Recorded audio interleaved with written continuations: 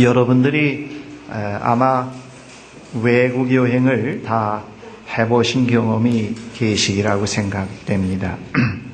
외국 여행에서 언제나 중요시 되는 것은 그 나라의 언어입니다.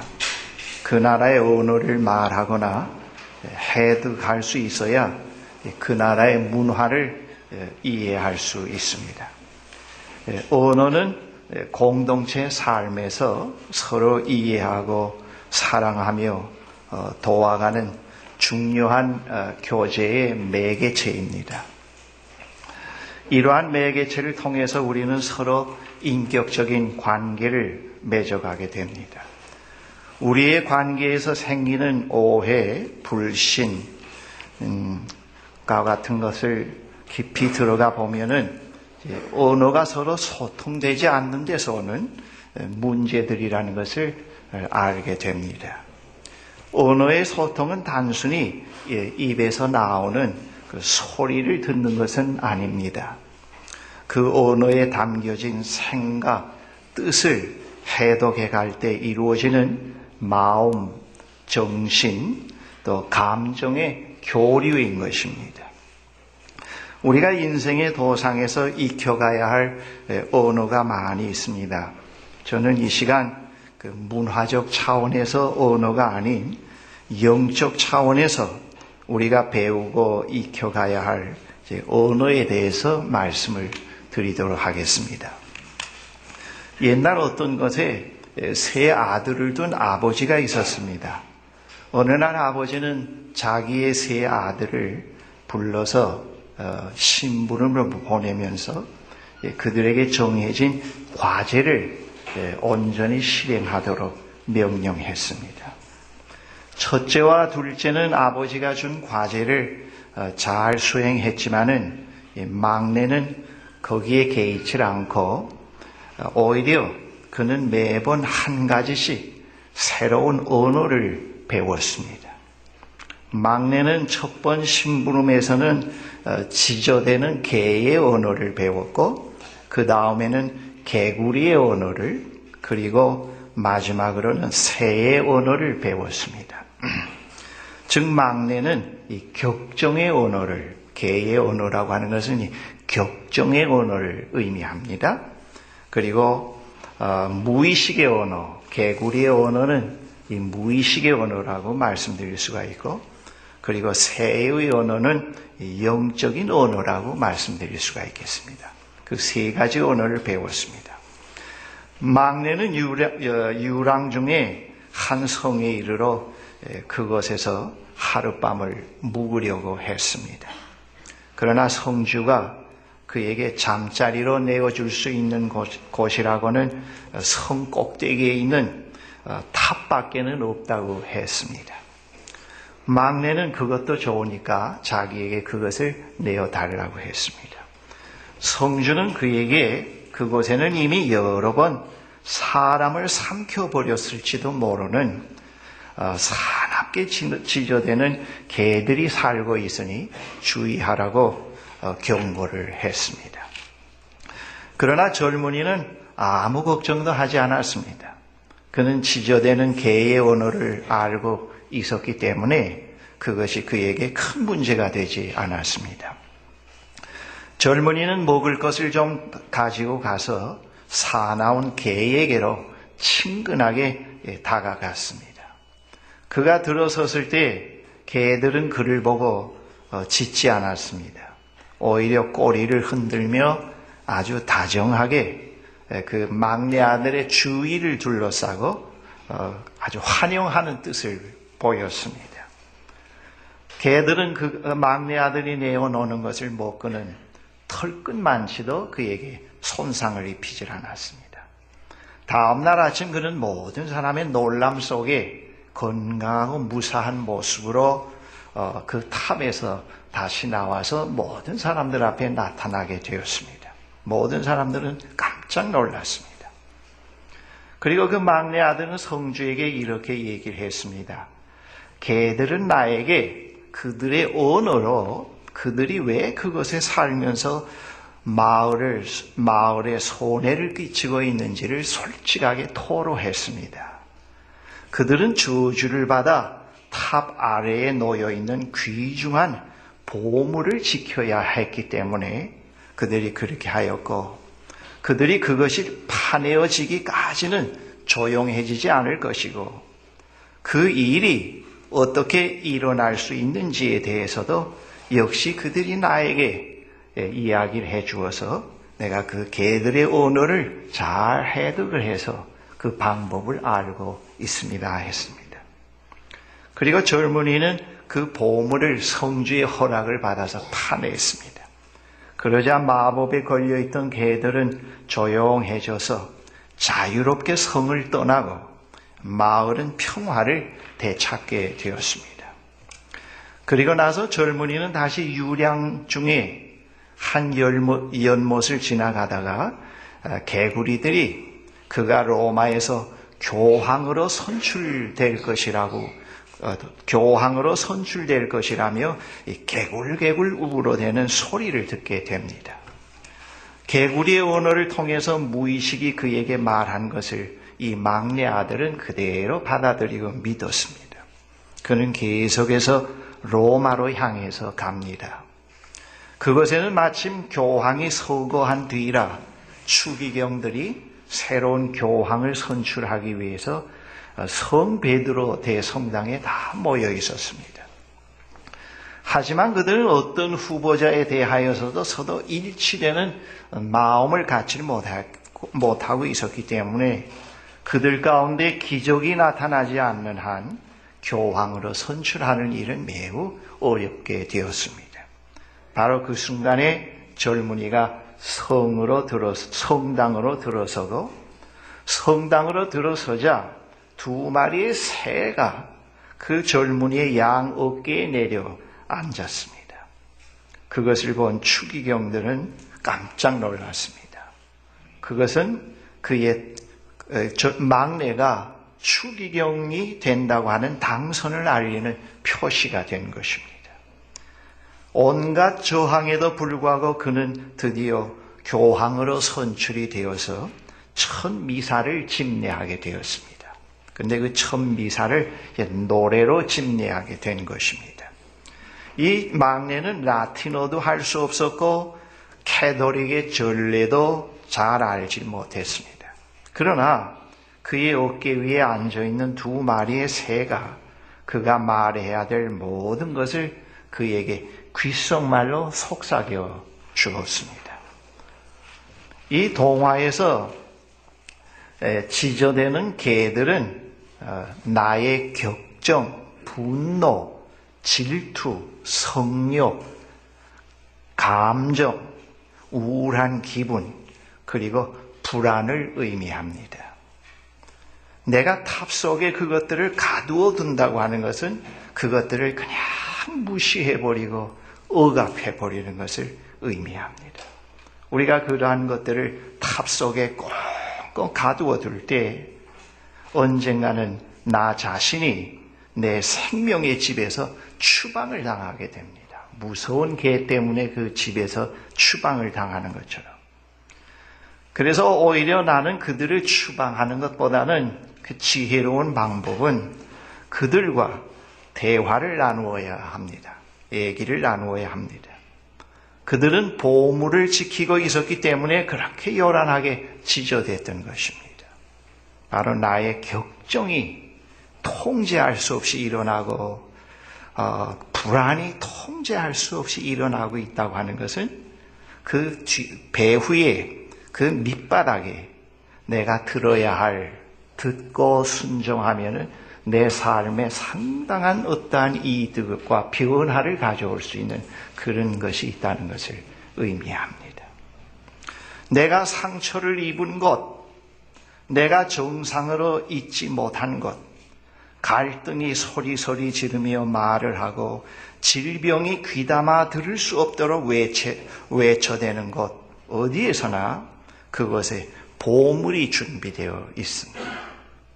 우리가 그것을 약으로 또는 어떤 알코올로 어떤 일에 몰두함으로 그 문제를 해결하려고 할 때는 보물을 찾아내지 못하고 우리의 삶에 변화도 없고 똑같은 패턴의 삶이 되풀이될 뿐입니다. 속이 부글부글 끓고 있는 바로 거기에서 무엇인가 내 안에서 태어나고 꽃을 피우려는 나의 열망이 있습니다. 그 열망을 찾아내는 것, 그리고 그 열망을 현실화시켜 나가는 것이 바로 그 보물을 찾아낸다고 하는 의미입니다.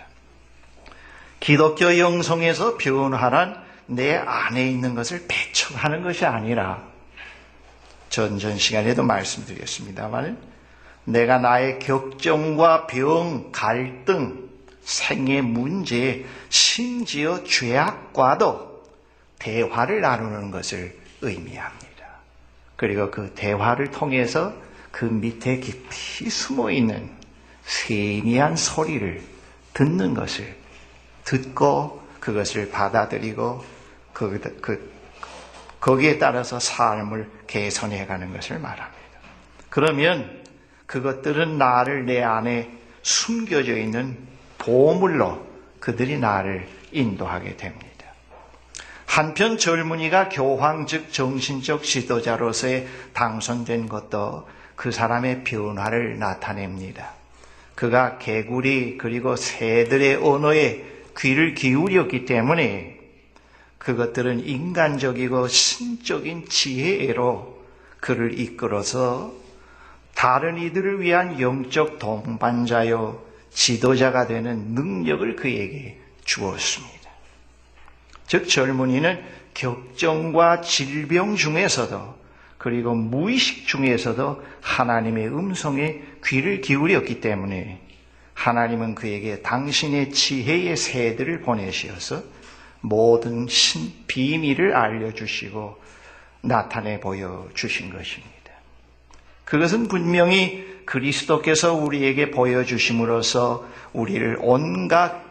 그리스도께서 우리에게 보내주심으로써 우리를 온갖 진리로 이끌어 가실 성령에 대한 상징입니다. 오늘의 본문 열매 맺지 못하는 무화과 나무의 비유는 영성이 형성되어 가지 않는 사람을 상징하는 비유입니다. 즉 영성이 형성되어 간다는 것은 변화를 의미합니다. 이 형성이라고 하는 말은 기존의 것, 낡은 것, 편견이 부서져 나가고 새롭게 형성되어 가는 걸 말합니다. 형성되어 가는 것을 말하는데, 낡은 집, 새 시대에 적응할 수 없는 낡은 건물을 새롭게 개조해 가기 위해서는 부분적으로 허물든지 전체를 허물어야 합니다. 그리고 새로 형성이 되어 갑니다. 영성이 형성되어 간다는 것은 바로 변화를 말합니다. 오늘 본문의 무화과 나무의 이 비유는, 열매 맺지 못하는 이 나무의 비유는 영성이 형성되어 가지 않는 그리스도인을 상징하고 있다고 볼 수 있습니다. 이 비유의 내용을 다시 관찰해 보면 어떤 사람이 자기 포도원에다가 무화과 나무를 한 그루 심었는데 그 나무에서 열매를 얻을까 하고 왔으나 찾지 못했습니다. 무려 3년이나 인내하며 지켜보았지만 열매가 없었습니다. 드디어 주인은 그 나무를 찍어버리기로 결심을 하고 포도원 지기에게 그 사실을 명령합니다. 포도원 지기는 한 해만 더 기다려줄 것을 그에게 요청합니다. 모든 여건이 다 구비되어 있었는데도 그 열매가 없었습니다. 3년 동안이라고 하는 이 숫자는 충분히 열매를 맺을 수 있는 모든 여건과 시간적 여건을 부여했다고 하는 것을 의미하고 있습니다. 영성이 형성되지 않는다고 하는 것은 변화가 이루어지지 않고 있음을 말합니다. 영성이 형성되지 않는 그 이유를 진단해 보면은 다음과 같은 원인이 밝혀지게 됩니다. 먼저는 우리 자신이, 내가 개들의 언어와 개구리와 새들의 언어를 알아듣지 못했다 하는 것입니다. 그렇게 그에게 생긴 문제들, 즉 질병, 고난, 격정과 같은 자신의 내적 문제의 메시지를 알아듣지를 못했다 하는 것입니다. 그것을 알아듣고 그것이 지시하는 그 디렉션, 그것이 의미하는 것이 무엇인가를 정직하게 받아들일 때 변화가 옵니다. 우리는 격정이나 고난을 뽑아버리려고 하지만은 뽑아서 없애버리려고 하고 억압은 잘 압니다. 그게 신앙이라고 생각합니다. 그러나 억압을 아무리 해도 뽑아버리려고 해도 언제나 억압된 것은 다시 살아나게 되고 뽑아버리려고 해도 그것이 뽑혀지질 않습니다. 중요한 것은 그 내적 문제의 메시지를 우리가 알아들을 수 있는 영혼의 창이 이제 필요합니다. 그것을 들을 수 있어야 됩니다. 그렇게 해야 영성의 형성이 가능합니다. 그리고 또 자신을 억압하고 소외시키고 학대하면서 비정상적인 방법으로 자신의 문제를 카타르시스 해가려고 하기 때문에 우리가 영성이 형성이 되지 않습니다. 우리가 문제가 올 때 정직하게 대면하고 그 원인이 무엇인가를 정직하게 받아들이고 거기에서 우리가 주는 메시지를 받아들여야 합니다. 그 다음 우리 자신의 상처, 우리 자신의 역사와 화해하는 법을 알지 못하기 때문에 우리가 영성이 형성되지 않습니다. 신앙생활에서 생겨진 이상적인 환상 속에서 만들어진 자기의 상을 진정 자기라고만 우겨대고 소외된 자기 자신이 울부짖는 그런 말, 자기의 생애 역사 속에서 일어나고 해결되지 않는 많은 문제들, 그런 것을 우리가 인정하지 않으려고 합니다. 우리는 그런 것과를 화해해야 합니다. 자신의 생김새, 자신의 성격, 자신의 가문, 심지어는 이상에 맞지 않는 부모, 자기 자신이 어떤 내적인 왜곡된 성격까지도 우리가 화해하고 받아들일 때, 그때 그러면서 아버지 나는 그런 사람입니다. 나는 이런 성격의 사람이요. 나는 이런 가문에서 태어났고 성장 과정에서 나는 이런 많은 문제와 비밀을 갖고 있다는 것을 시인합니다. 그러나 하나님의 은총의 손 안에서 이 모든 것들이 선용될 것을 믿습니다 하고 그의 손에 위탁을 할 때만 변화의 삶이 일어나게 됩니다. 그때 영성이 형성됩니다.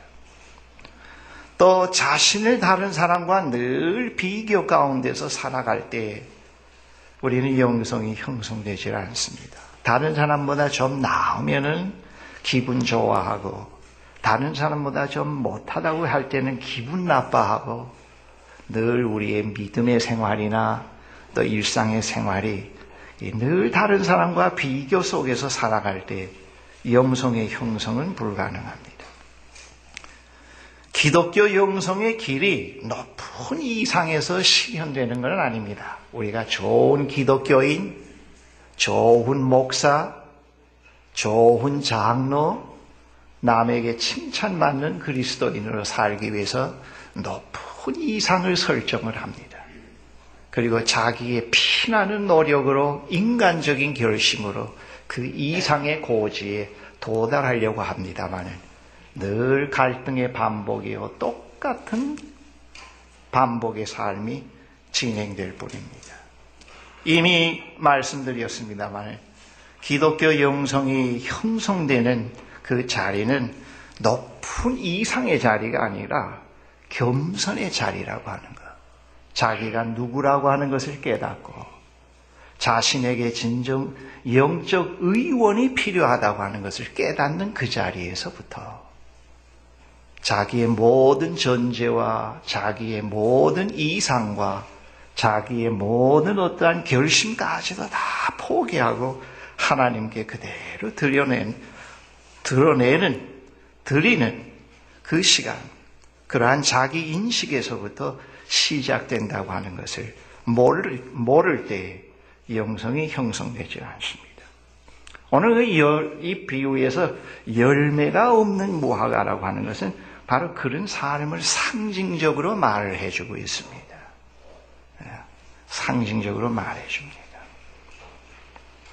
비유의 무화과 나무를 통해서 우리가 예수님 당시의 바리새인들, 율법사들을 연상하게 됩니다. 그들이야말로 스스로 하나님을 잘 섬긴다고 자부하고 있었지만 하나님께서 원하시는 열매가 없었던 사람들입니다. 그들은 자신들이 설정한 규례는 철저히 지켜갔지만 하나님의 음성을 듣고 그 뜻을 받아들이며 그것에 순종해가는 삶을 살지 못하였습니다. 그들에게는 자기 의의가 너무 크고 강해서 하나님이 계실 자리가 없었던 것입니다. 열심히 신앙생활하는 것 같지만 자기 결심과 자기 의의를 실현하려고 하는 것이었지 진정 하나님과 교제의 삶, 생명적인 교제의 삶이 없었던 것입니다. 그래서 그들은 열매가 없었습니다. 오늘 이 비유는 바로 그 당시에 그러한 유형의 사람들을 빗대어서 한 말씀이기도 합니다. 우리 가운데 거하시는 성령께서는 우리를 하나님께서 기뻐하시는 사람으로, 하나님께서 사용하실 수 있는 사람으로 변화시켜 가시기를 원합니다. 우리가 오해하지 않아야 될 것은 하나님은 내가 원하는 대로 나를 변화시켜 가는 게 아니라 자기가 기뻐하시는 사람, 그리고 자기 손에 들려질 수 있는 몽당 연필이 되도록 우리를 변화시켜 가시기를 원합니다. 거기에 반항할 때는 계속적인 갈등의 반복이요, 계속적인 어떠한 고통이 연속이 됩니다. 우리가 거기에 순종하고 우리 것을 버리고 전적으로 복종을 해갈 때 그 다음부터 평안이 오기 시작을 합니다. 지각에 뛰어난 평안의 세계로 우리가 들어갈 수 있습니다. 우리는 우리의 뜻대로가 아니라 하나님의 뜻대로 되어가도록 우리 자신을 자꾸 하나님께 드려야 합니다. 여러분, 이 기독교 영성에 두 가지 중요한 단어가 있습니다. 하나는 비움이요, 영어로 detachment이요. 하나는 채움, attachment입니다. 그런데 누구나 기독교인이 되고 나서는 벌써 그 attachment, 차여져 있는, 다 채워져 있는 사람들이 기독교인이 됩니다. 다 채워져 있는 사람. 이미 기존의 것들로 채워져 있는 사람이 불교인이 되고, 기존의 것들로 채워져 있는 사람이 칼 막스의 추종자들이 됩니다. 그래서 그들은 먼저 그 씻어내는 것, 뽑아버리는 작업을 먼저 합니다. 이미 채워진 것들을 우리가 자꾸 비우는 작업을 해야 됩니다. 그 비우는 작업이라고 하는 것은 자기의 하나님 대신에 붙어잡고 있던 것들, 그러한 것을 자꾸 비우고 그 대신에 순수한 자기 자신으로 되돌아가는 것을 말합니다. 그렇게 비워질 때 새로운 것으로 채워집니다. 그래서 우리가 진정 하나님과 깊은 교제의 삶으로 하나님 손에 쥐어지는 하나님께서 기뻐 쓸 수 있는 그런 도구로 되기까지는 먼저 채움이 있는데 그 채움을 비우는 작업이 있고 비운 다음에 다시 채우는 작업으로 들어갈 수가 있습니다. 둘째 아들이 아버지와 같이 있을 때는 다른 것으로 가득 찼기 때문에 아버지와의 교제가 불가능했습니다. 그 채워진 것을 실현하기 위해서 먼 나라로 가서 그 나름대로 생활을 해보지만 그 채워진 것으로과 일치된 삶을 추구해 갈수록 허무했고 무의미했고 삶이 공전이 됐던 겁니다. 드디어 돼지 우리에 와서 돼지와 함께 쥐 열매를 먹으면서 비로소 그는 깨달아가면서 비워지게 되었습니다. 비우게 됩니다. 드디어 그의 비참성까지 비우게 됩니다. 그건 바닥에 내려갈 때까지.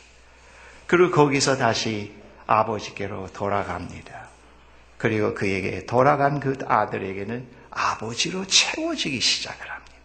그리고 아버지의 식탁 속에서 아버지와 함께 식사를 하기 시작을 하면서 새로운 삶이 시작이 되어집니다. 계속해서 우리를 아버지와 삶, 아버지가 내 삶 속에 깊이 깊이 들어오시도록 우리가 자꾸 비우고 그분을 모셔드려야 우리의 영성이 형성이 되고, 영성이 제대로 형성이 돼야 영성 생활이 가능해집니다. 영성 생활은 영성의 형성이 되질 않고는 불가능합니다. 오늘 성령 강림 주일을 맞이해서 우리가 깊이 생각해야 할 것은, 그런 그 영성을 형성시키고 영성 생활을 가능하게 하시는 분이 누구냐? 그것은 보혜사 성령이십니다. 그래서 기독교 영성에서 제일 소중하게 생각하는 것은 성령입니다. 불교의 영성에는 성령이 없습니다. 칼 막스의 영성에도 성령이 없습니다. 동양 신비 종교의 영성에는 자연 정신입니다. 칼 막스의 영성, 주체 사상의 영성에는 김일성 교시가 있습니다. 그러나 우리 기독교의 영성에는 성령입니다. 성령께서 계속해서 탄식하시면서 고통하시면서 우리를 하나님의 뜻과 일치된 사람으로 만들어 가시기 위해서 탄식하며 기도하십니다. 그 성령의 뜻에 의해서, 능력에 의해서 우리는 영성이 형성이 되고, 영성이 형성되어 가면서 영성 생활이 이루어지게 되는 것입니다. 사랑하는 성도 여러분, 형제자매 여러분, 하나님께서 우리들을 매우 중요한 자리로 부르셨습니다. 좋은 땅에 울타리를 두르고 거름을 듬뿍 주고 우리를 그 자리에 심으시고, 아버지께서 원하시는 열매를 하나님께서 기다리고 계십니다.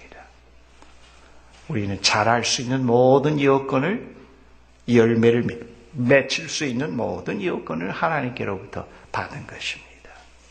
우리는 거기에서 하나님께서 원하시는 그런 변화의 삶을 아버지에 의해서, 내 의에 의해서가 아니라 아버지에 의해서 변화받아 되어가야 됩니다. 새롭게 형성되어 가야 됩니다.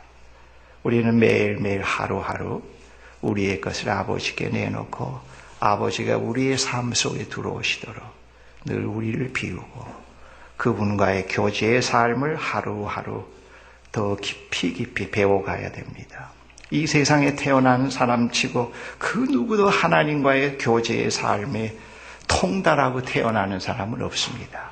다 하나님과의 교제의 삶에 불완전하고 또 하나님과의 교제의 삶에 다 미숙합니다. 우리가 평생 신앙생활을 해가면서 배워야 할 것은 하나님과의 교제의 삶을 배워가야 합니다. 그 교제의 삶이 세 가지 언어를 통해서 좀 더 깊어질 수 있습니다. 개 짖는 소리, 그러다 여러분들 가정에서 기르는 강아지 짖는 소리를 알아들으면 그것도 중요합니다만은, 그러나 그보다 더 중요한 건 여러분들이 내면에서 솟아오르는 그런 것들을 정죄하고 뽑아버리려고 하지 말고 이 밑바닥에 있는 보물이 뭐인가.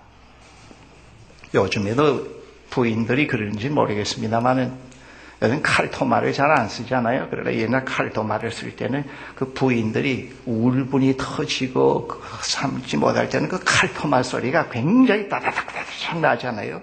그 남편을 들으라고 하든지 시어머니를 들으라는 표지요. 그러나 그 자기가 그 칼토마를 막 두들면서 남편을 듣게 하고 시어머니를 듣게 하기보다도 그 칼토마 소리의 밑바닥에 있는 보물을 찾아낼 수 있도록 그 소리를, 내가 왜 이렇게 두드릴까? 왜 칼토마가 전부 이렇게 자국이 나도록 두드리고 있을까? 이 언어가 무엇일까?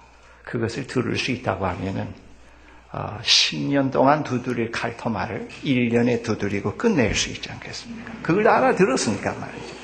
알아들었습니다. 그러니까 알아듣지 못하면 평생 두드린다고. 그리고 항상 남편 뭐가 들으라, 시어머니 뭐가 들으라고 그렇게 살아봐야 하나도 영성이 형성이 안 됩니다. 변화가 없습니다. 예수 믿고 하나님께로부터 받는 가장 큰 선물은 하나님이 원하시는 대로 우리의 영성이 형성되어 가는 것, 그 이상 더 값진 선물은 없습니다. 우린 그걸 놓치질 않아야 됩니다. 우린 그 선물을 늘 하나님께서 주시기를 원하신다는 것을 생각해 가시면서 우리가 하루하루 소망의 삶으로 나가야 합니다. 다 같이 우리 잠깐 말씀을 생각하시면서 묵상의 기도를 드리시도록 하겠습니다. 하나님, 오늘도 우리에게 허락된 이 말씀의 씨앗이 가시덤불이나 길가나 돌짝밭에 떨어진 씨앗이 되지 않게 하시고 옥토에 떨어진 씨앗이 되게 하시고 그리고 하나님께서 기대하시는 열매가 있는 그런 결과가 되어지는 말씀이 되게 해 주시옵소서. 그러면은 제가 한번 중보의 기도를 드리고 주님 기도를 하시겠습니다. 우리의 소망과 기쁨과 우리의 사랑의 근원이 되시는 전능하신 아버지 하나님, 우리가 이 삭막한 세상에 살면서 하나님을 우리의 아버지로 섬기며 아버님과 교제의 삶을 살도록 허락하신 것을 진심으로 감사합니다.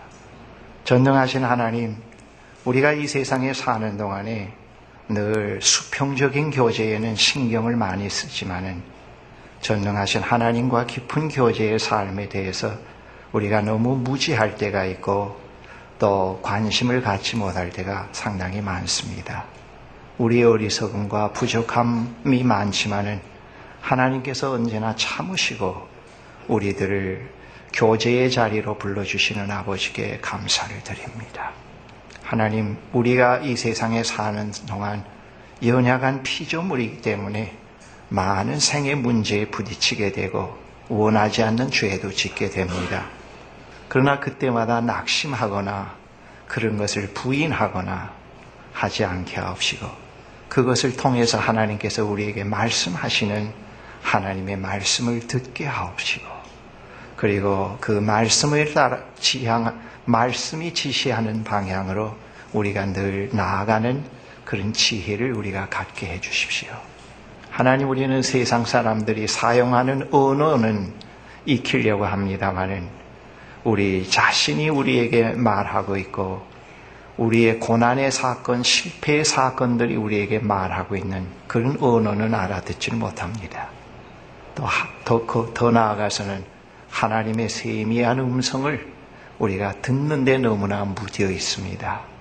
주여, 우리들에게 하나님의 말씀을 들을 수 있는 귀를 열어주시옵소서.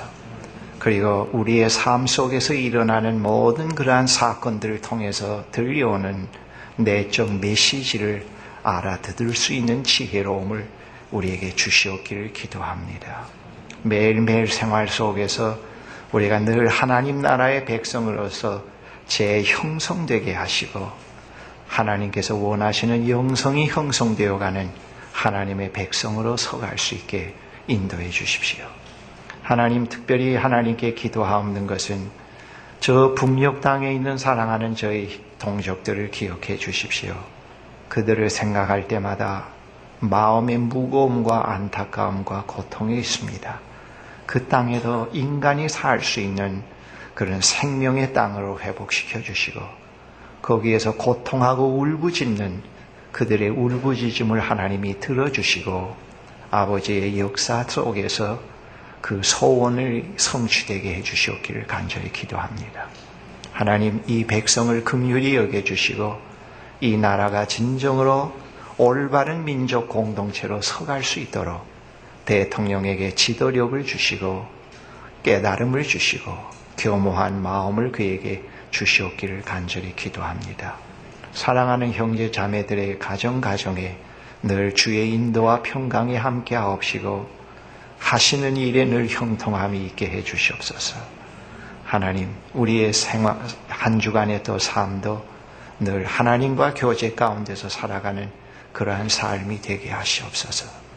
하나님께서 언제나 우리를 인도하시고 소망의 자리로 이끌어 주시고 연약한 무릎을 일으켜 세워주심을 저희들이 감사를 드립니다. 이 시간에 주님께서 가르쳐 주신 기도로 우리의 중보의 기도를 마감합니다.